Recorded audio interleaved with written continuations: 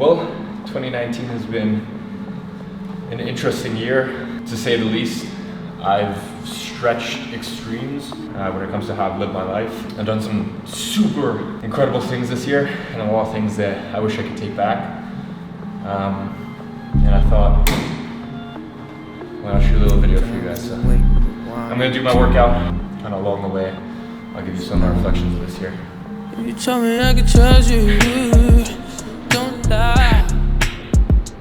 I could really. So, first reflection on 2019 is this: be comfortable stretching the extremes. I look back at 2019 partly with regret, partly with gratitude, because let me basically give you a rundown of what I was like in 2019. The first half of 2019, I challenged you to find a human that was more hardworking, worked smarter, and was more optimized than me. I took things to a level of extreme when it came to my biohacking, when it came to my detoxing, when it came to my work ethic and my focus, that I've never taken myself to that level before. And it was slightly concerning because my mom, my girlfriend at the time, Natasha, best friends, even my own team members and employees were telling me, they were like, look, we're a little worried about you because you haven't really smiled in a while. And it wasn't so much because I was unhappy. I was happy. I was doing what I loved. I was working on the business. I love pushing myself to the extremes. But it was more just because I was so in my head, so stuck in my head. And that was an extreme. That was an extreme of working 12-hour days, and I'm talking like real 12-hour days, focused, deep focused work. And I said, I've never pushed myself to that extreme before. And that was amazing. But what happened was, for half a year, I was at that place. And by the time the summer rolled around, the second half of this year, just to be entirely honest, like I pushed the extreme in terms of business and work and output the first half of this year. The second half of this year, I pushed the extremes in terms of living just a crazy life. The past 6 months have been nuts. I've become friends with some of the most successful hotel owners out there, restaurant owners out there. I've become friends with people in their hundreds of millions. People who own cinemas, people who own clubs. Like, it's just the level at which I pushed my social life in the past 6 months, and the caliber of people I'm meeting in terms of business networking has just been nuts. In terms of my dating life, just to be quite frank, like I pushed the extremes in terms of like, not only was I single, but like just meeting so many new and getting introduced to so many people through friends of mine, through friends of friends, through parties that I would throw, that I'm glad, because I pushed the extreme of like literally hanging around some of the most beautiful women on earth, all with incredible hearts. But I pushed the extreme in terms of my dating life. And don't let anyone tell you that your entire life should be balanced, because I don't believe that's true. I believe balance is key. But I think at the end of the day, I know my audience, and to me, young is when you're under 40, because under 40, let's say maybe even under 35 or 30, most of the time you don't have that many responsibilities. Once you get over 40, you gotta be a little bit more careful about the way you do things. But look, if you're 27, push the extremes. Push the extremes in your business. Work 14 hours a day. And then, at another point in your life or another point in the year, try seeing if you can run the business on 4 hours a week. Try the 4-hour work week, because it's true. I run my agency as the 4-hour work week. So I know it's possible in that business. The education company takes me a hell of a long time because there's so many moving parts. The education company is really the thing that drains me emotionally. It's the thing that drains me emotionally in terms of my time, in terms of the expenses that are incurred with it. But hey, as I've explained to you guys, the education company, yes, while extremely profitable, that's my passion project. My agency is the thing that pays for my lifestyle. That's my lifestyle business. But push the extreme in your business. Push the extreme in your dating life. Push the extreme. Have an incredible long-term relationship. I mean, a long-term relationship with an incredible girl or guy is the most beautiful, in my opinion, the most beautiful thing on earth. It's the thing that I've cherished more than anything else on earth. But then also push the extreme. Meet not only the most physically beautiful people you can, but people with the most beautiful hearts, people that you could stay up to until 3, 4, 5 a.m. talking about life and philosophy and what you guys have gone through, in your time, etc., etc. Push that extreme. Push the extreme in terms of your social circle. I've had it in the past where I've had, basically 3 people that I'll respond to. Not because I hate the other people, but just because I'm like, you know what? I just gotta focus on the people who like are my inner circle, and everyone else, I'm at a point in my life where they don't really matter to me, or I gotta put them to the side a bit. And then I've also had it where like I'm throwing the most ridiculous parties, meeting tons and tons of new people, and the wrap up to this reflection is one didn't make me happier than the other. Working 14-hour days, or and that's the thing, in the second half of the year where I've explored other areas of life, even in terms of like launching a clothing line, like who the fuck do I think I am? I'm a nerdy digital marketer. like what I am at my core, anyone who knows me personally, is I'm a nerd. Like I'm a nerd who's like, I'm just a nerdy digital marketer. I'm like, oh, I'm gonna launch a clothing line. So, I've just done things that I'm incredibly proud of. And also just gone outside of my normal focus, because if it was the first half of the year, I'd be like, okay, if this doesn't directly correlate to the business and the efficiency of the business, then I'm not doing this. And the second half of the year, I kind of expanded my horizons, and I'm really glad I did. And I did the second half of the year. Yes, I expanded my horizons. Yes, I met so many people when it came to my social circle. And yes, I threw these incredible parties and met tons of awesome people, but I also maintained my non-negotiables in my business and my habits and in my discipline. So that is one thing to keep in mind. But it didn't make me happier being at one of my ridiculous parties or afternoon tea, which is like quite literally the culmination of my personality, which is just like toned down and boring. And I would be at like one of my afternoon tea parties, or I'd be going out at a club, and like I would just, on the outside, you would look at me and you'd be like, oh my God, that is literally the goal of life. Like money, girls, social status, social proof. But like, honestly guys, I'm just as happy being at home reading. Like, as I said, anyone that knows me personally knows like my Kindle makes me really happy. Like it's been a year since I bought that thing, but that thing is still one of my favorite items I bought this year. Anyone that knows me personally knows that out of my insane watch collection, my Timex Snoopy makes me the happiest. It's like a 45-pound like Snoopy X Timex collab. It's that's what puts a smile on my face. So stretch the extremes, because when you stretch the extremes, you can find a good center point. And the issue is with a lot of people is I know there's a lot of people, for example, who have a ridiculous social circle and have tons of cool people in their life, but they want a successful business and they think the grass is greener on that side. And there's billionaires who honestly all they want are just some cool friends, because all they have are just business friends, and they think the grass is greener on that side. And guys, honestly, the grass is never, I don't need to tell you this, you guys know this, but the grass is never greener. But when you push the extremes, then at least you get to see not only what it's like on the other side, but you get to see, just the highest pinnacle of what that can be. And then what that does for you is when you decide where you want to be on the scale and what way you want to live your life, you can know the fact that, hey, for those people who are living a digital nomad lifestyle, cool, I might see that on a YouTube video or on Instagram or whatever, and that looks cool, but like, been there, done that. And like, it's cool for you, but for me, I know a way I want to live. Or for example, if you guys see anyone popping off at the club or throwing these cool parties, you're like, okay, cool. That's nice that you do that, but I've lived that life, and if it makes you happy, it makes you happy. I've tried it. I don't want to go that extreme. Or you see someone who literally made 10 million in a year, but you also kind of know that the work is the only thing that they do. Yeah, okay, that's cool. Like, you can have all that money. I'd rather have maybe 1/20th of the money, 1/100th of the money, but like, I think all in all, if you put us together, it's quite clear that I'm a happier person. So that's why I think pushing the extremes is so important. And I'm kind of coming now, at the time of recording this, it's December, it's the last year of this month. I've pushed both extremes, and it's given me good context about the way that I want to live my life going into 2020.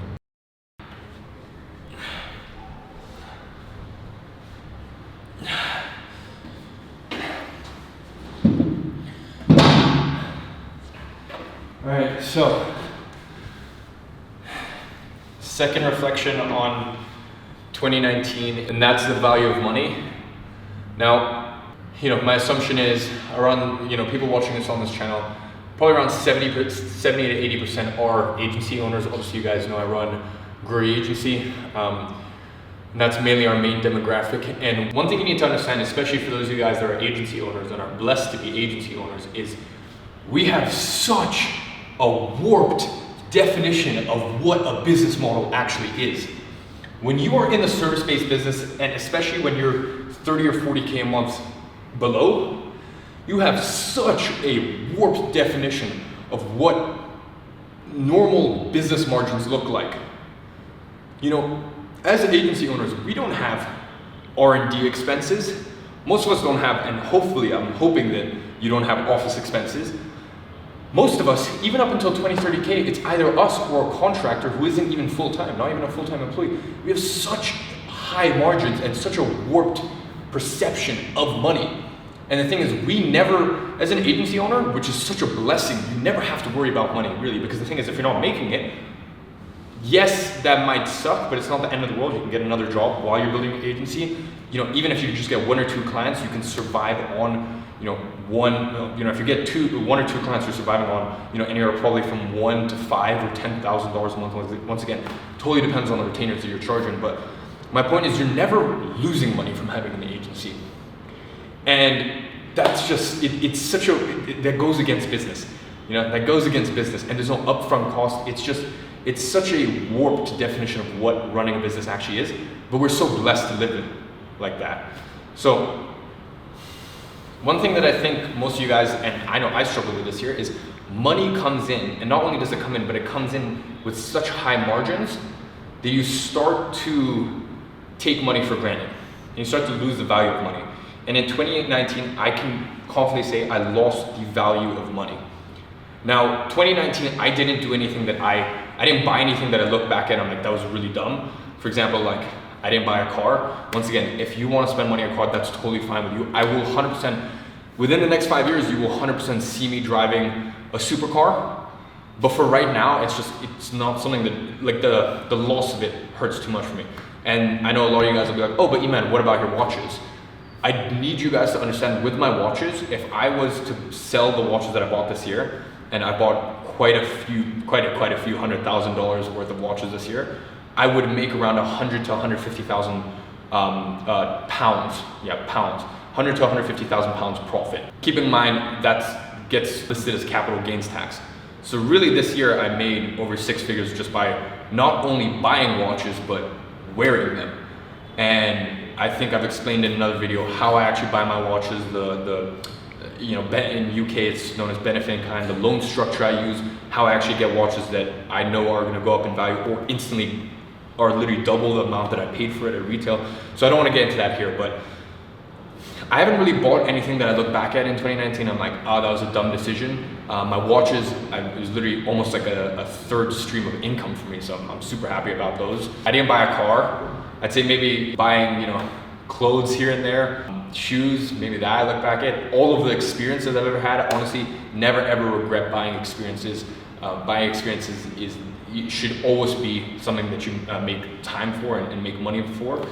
But especially coming here to Nepal, and right now I'm actually filming this. It's our last day here in Nepal. Tomorrow we fly out. You know, we've been in the mountains for 3-4 days.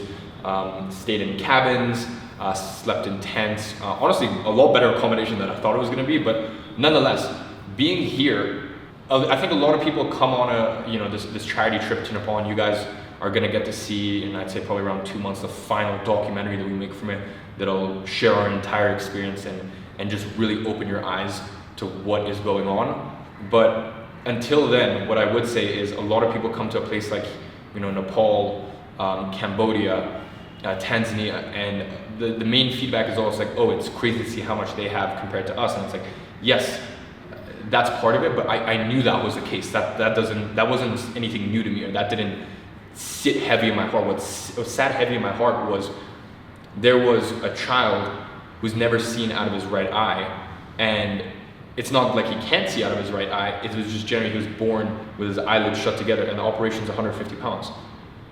So he could see. And that puts things into perspective. Sorry, I'm gonna stop rolling for a second here just because Fabian wanted to butt in and mention the fact that, you know, and I should mention this, the parents can afford the operation, but it's like, it's there, but they can't afford the travel to come to Kathmandu to do it. And it's just like, you know, there's certain things in life that I don't care about, but I do because I feel as though it's my lifestyle now. Like going to Mr. Chow, going to Nobu, spending $200-300 on a dinner, going to Annabelle's. Like I honestly am a person who eats 2-pound ramen and it makes no difference to me. Like there's certain things in life that make me happy. You guys know, biohacking equipment, books, watches, experiences, and this clothes make me happy. There's certain other things that I couldn't care less about. And while I'm sitting in Mr. Chow having my glazed prawns, that money could have been allocated. And look, I mean, the thing is, I think it's quite clear, I've done a lot in terms of charity work this year. To do this at my age has gone beyond my wildest dreams, but still, I look back at it with disgust, because at the end of the day, I need to be selfish in some senses, and I need to spend money on things that mean something to me.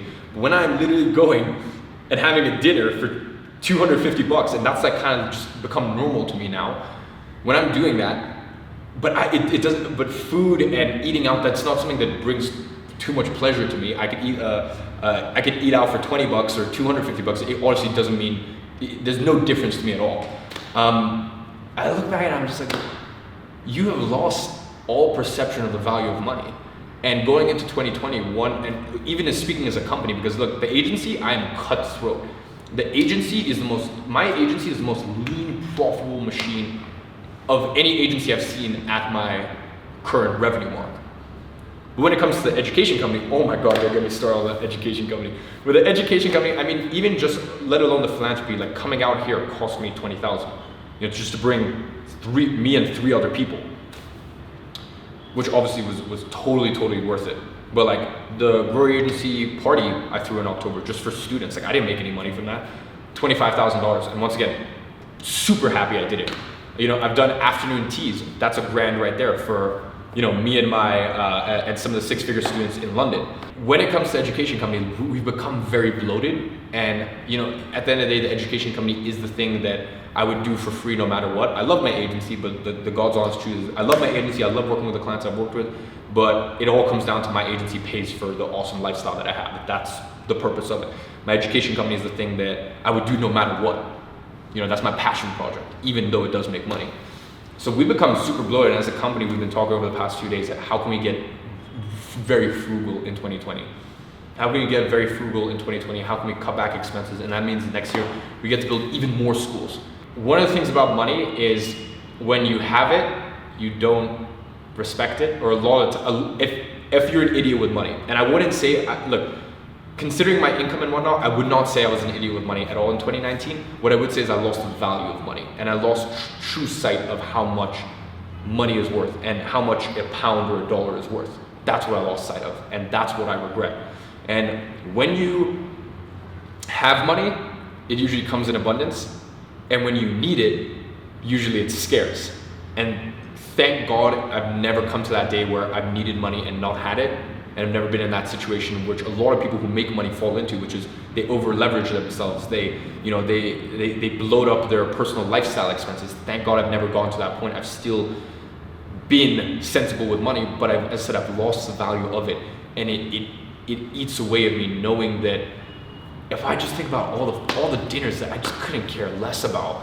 You know, even just like my team is kind of shocked because the next 4 or 5 flights I have are all economy. And they're like, why do that to yourself? Like even flying here, they were like, why don't you fly business so you're like in a better mood and more comfortable when you get here? And I'm like, at the end of the day, if I'm going to see a client abroad and it's a 2-day training that I'm charging $40,000 for, yes, I'll fly business because I want to be there and I want to be sharp. If I'm going to, like, let's say, I don't know, a mastermind or something that I need to be sharp for, yeah, sure.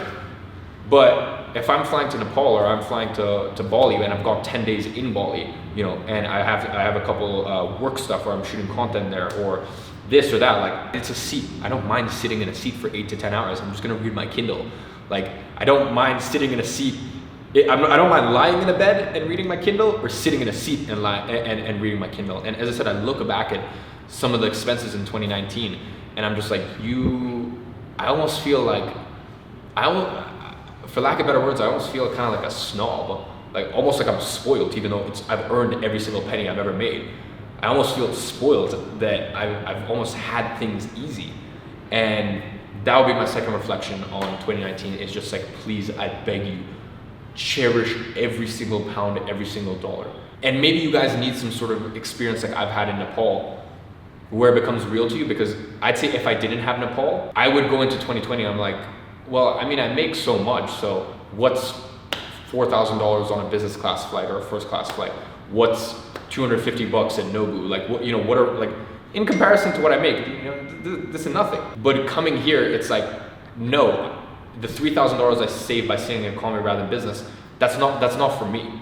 I can use that money to help someone else. You know, as I said, that's really the second reflection I've had in 2019. I honestly, I urge every single one of you guys, please cherish the money you have and realize how lucky of a position you guys are in, and set aside money so it can start working for you. And next year, I'm investing a lot of money into real estate. Set aside money so it can start working for you. Set aside money so you can help others. If you can't sit in economy rather than business to help yourself, at least take that money and help someone else.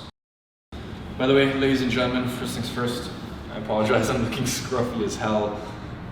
I don't need a haircut, need a shave.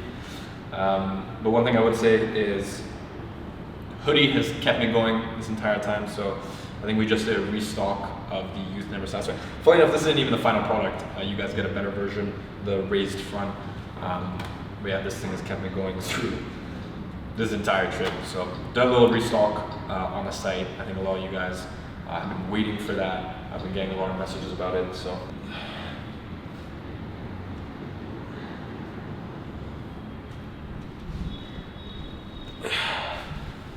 Diverted attention leads to decay. And I think that's pretty obvious. The fact that if you divert your attention, things will start to decay around you. But I think this is maybe something close to my heart, because literally an hour ago, I had a conversation with my team about some client campaigns over the past 30 days, and I just haven't been happy as an agency over the past 30 days. And yes, granted, over the last 30 days, we literally launched a clothing line and then through a gallery, and then I had to move all my stuff out of my house in London because I'm moving into a different place after a little bit of traveling and isolation. And then had Nepal, where there's been like basically no internet connection, you know, visiting the schools that we funded. So yeah, I get that, but still I just haven't been happy as an agency over the past 30 days. And I had to have that very difficult conversation with my team. And once again, it made me realize that, look, the past 6 months, I've been very busy in terms of launching Agency Incubator, working on the education company. I've had trips along that time. I've had masterminds that we've hosted at Grow Your Agency along that time. You know, obviously launching a clothing line, all of the stuff, the philanthropy and the charity work. And obviously when your attention is focused on that and your attention isn't focused here, there have been certain standard operating procedures that are, to me, are basic as an agency for us, because we should be setting the example. We have certain standard operating procedures that I've built out and a team to collectively we built out that should be done. And the fact that they haven't been done makes me infuriated at myself as a leader, because the reason that hasn't been done is because my attention has been diverted elsewhere. And yes, I run an education company and an agency. I can't always have my attention, and now also a clothing line, you know, I can't, and we also build schools in Nepal. Like, you know, there's a lot going on these days. So yes, my attention can't only be focused on one thing monastically as I would want it to be. But nonetheless, like, that is another thing that I've learned. I've learned that, like, when I built out the customer support system earlier this year, and then I took, you know, after I built it out, I stayed on top of it for a month because I wanted to make sure that the system wasn't breaking, even after we stress tested the system. I did that for a month, but then the month after, when I stopped looking at it, that's when issues piled up. In terms of my accounting and looking at cash flow and expenses and how bloated we are as a company, I was on top of it the entire year. And then somewhere around September, I lost track of it, which is really bad, especially because from September until now, we've never spent more money as a company in terms of expenses. So that is the time I especially should have been on top of things. So don't think that you can just, there is certain truth to set it and forget it. There's things in my business like my onboarding process. There's certain reporting operating procedures, in terms of reporting and analytics, that is set it and forget it. There's certain systems that I've built in terms of onboarding a new client that set it and forget it. There's certain protocols for the education company that is set it and forget it. There is some truth in that, but know that as a department or as a facet of your business, if you don't look at something, and the funny thing is a lot of time we don't look at the things that we know are gonna hurt. And I think part of me, for example, over the last 3-4 months, I have been on top of P&L. Yes, I have an accountant who does everything, and I get reports, but I haven't been able to really deep dive into the bank accounts, into the statements, look at the expenses, look at where we're bloated. If you guys in Agency Incubator, you guys know the financial tracker that I give you guys is my personal financial tracker. I use that. And the reason I use that is because I have all the line items based on different departments of the company. So it makes it very clear to see where we bloated and what expenses could we cut. I haven't done my financial tracker in 3 months. And I think part of it is because I know that once I look at it, it's gonna sting. I think when I didn't look at customer support earlier this year, after building an incredible system in our customer support, I'm super proud of it.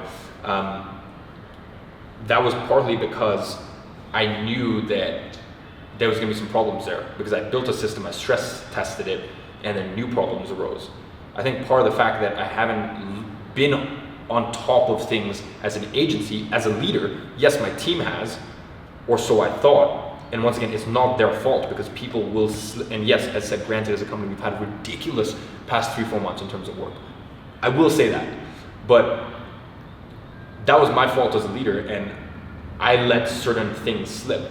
Now, something I take pride in is my agency. As you guys can probably tell, I take a freakish amount of pride in my agency and the results we get for our clients and the caliber of clients we work with, and obviously just the caliber of clients we work with and just the way we run our agency, and also just how we operate as an agency ethically and morally with our clients.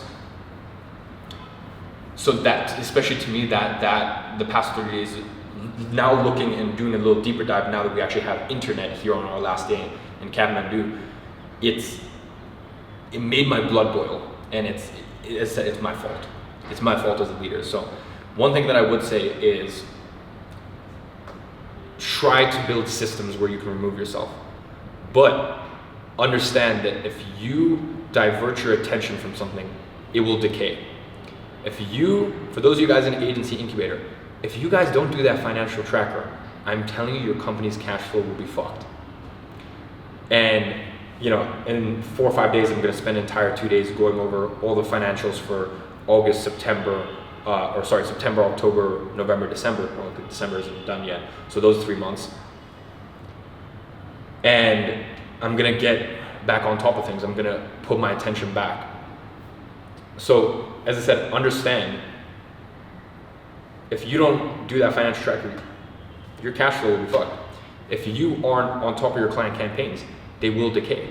If you're not on top of your lead generation, this is the thing a lot of people struggle with. They have a huge spike in terms of lead generation to bring on new clients, but those clients will eventually those clients will leave, whether that be 18 months, 24 months, 36 months. We have clients who stay longer than we could have ever imagined and provide such a stable, predictable cash flow for our agency. But at the end of the day, something always does happen, and you need to be on top of those things. So that is definitely the last reflection I have from 2019. Do you think we should change for Tyler the placement to shift to Instagram? Well, I mean, to answer that question, why did we initially shift from mainly Instagram to Facebook? More sales were coming through Facebook. Only downside is obviously he was saying that he liked the growth on Instagram, but at the end of the day, what would you rather take, Instagram growth or return on ad spend? So yeah, just explain that to him, because obviously he was a little confused. But no, that's about it. Anyways, we'll do. So just wrapped up breakfast. Fabian and Danny are gonna head out. As I said, it's our last day in Kathmandu. I need to stay in and do some work with Kieran. Well, actually, Kieran's not feeling well, but Either way, he's working with me. But anyways, ladies and gentlemen, I hope you enjoyed this video. As I said, 2019 has just been an incredible year. It's kind of had a pretty somber tone to this video, but I will say, like, 2019 was an incredible year. I achieved things that I never would have thought I would have been able to achieve. I've done things at my age that, like, you know, even if everything goes right in life, you do when you're 30, 40, 50, 60. So I cannot be more grateful for this year, and more grateful for the hard lessons that this year did teach me. So I hope you guys enjoyed this video. Go ahead and leave a like down below. Helps out the channel, helps out the algorithm a ton. And once you do that, also leave me a comment and let me know what was your biggest lesson in 2019. Anyways, hope you guys enjoyed. I'll see you guys next time.